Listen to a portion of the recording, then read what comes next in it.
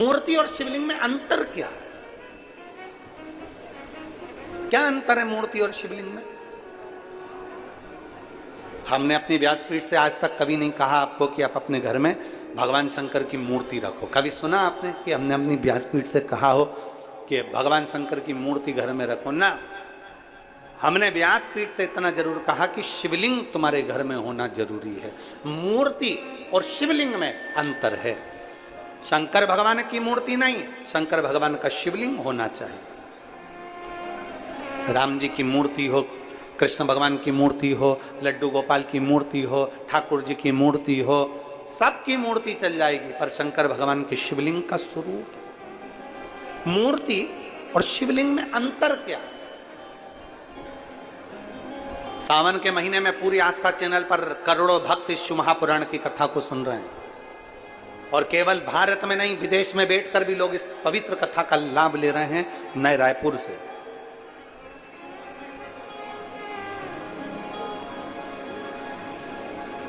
गनौत की इस पवित्र भूमि से करोड़ों शिव भक्त आस्था चैनल के माध्यम से, फेसबुक, यूट्यूब के माध्यम से कथा सुन रहे हैं।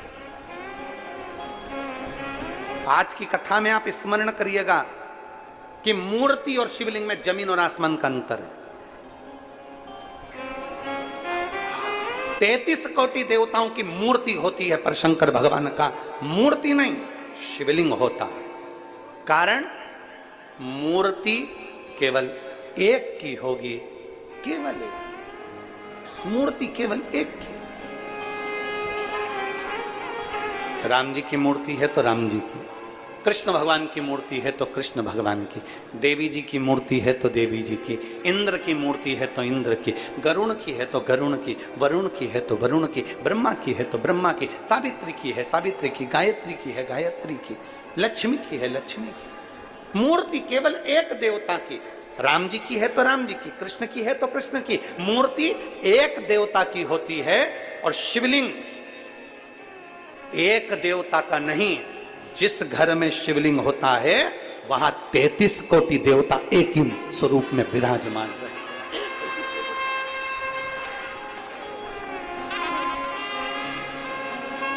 मूर्ति में और शिवलिंग में अंतर है, बहुत जमीन और आसमान का अंतर है।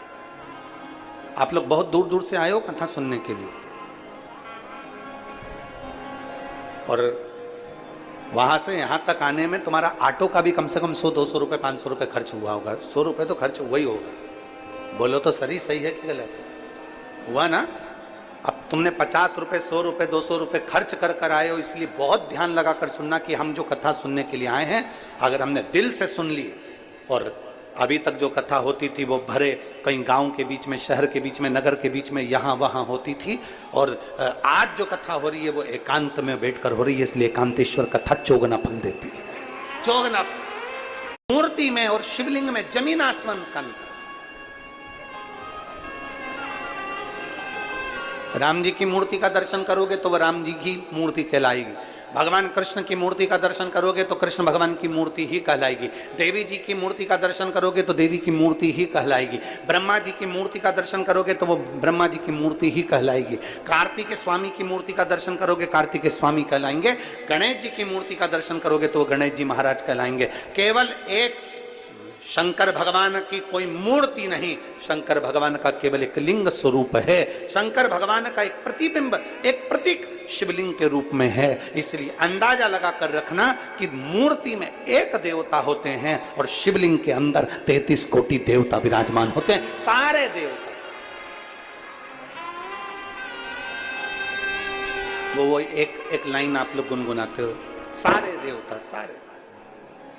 एक लाइन आपके स्मरण में रहती है, सारे तीरथ धाम आपके चरणों में, हे भोलेनाथ प्रणाम आपके चरणों में। फिर से एक बार सब बोलिए, सारे तीरथ धाम आपके चरणों में, हे भोलेनाथ प्रणाम आपके चरणों में। सब कुछ है, सारे तीर्थ शिव में बसे हुए हैं, सारे तीर्थ, सारे।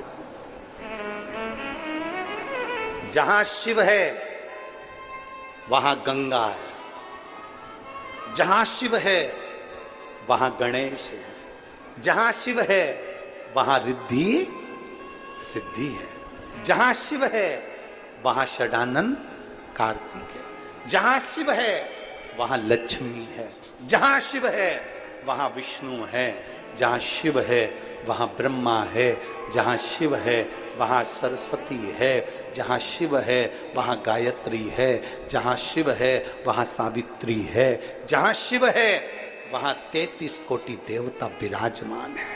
एक शिवलिंग,